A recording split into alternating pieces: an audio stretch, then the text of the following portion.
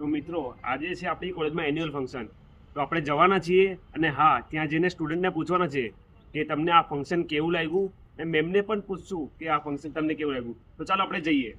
તમે આજે ડાન્સ કર્યો તો કેવું લાગ્યું તમને? અમને બહુ જ મજા આવી અને મારા ગ્રુપમાં જેટલા પણ મેમ્બર છે બધા ગુજરાતી છે, તે છતાં પણ બધાએ એટલું મસ્ત રાજસ્થાની ડાન્સ કર્યું છે, અનબિલીવેબલ. બહુ જ મજા આવી અમને આજે. બીજું કઈ કહેવા માંગશો? બીજી વાર રહેવા માંગશો આમાં? અરે જરૂર, અગર કોલેજ વાળા આટલું સારું ઇવેન્ટ દર વર્ષે કરે તો અમે દર વર્ષે પાર્ટિસિપેટ કરીએ આવી રીતે.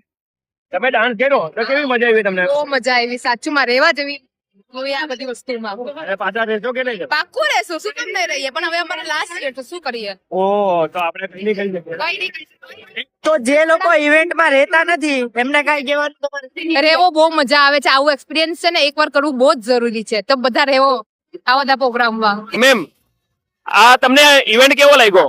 આ ઇન્ડર ફેન્ટાસ્ટિક લાગ્યો છે, છોકરાઓને એના માટે જાગૃત કરશે કે હવે પછી અમે નેક્સ્ટ જ્યારે બી આવીએ પરફોર્મન્સ સ્ટેજ પર હોઈ શકીએ.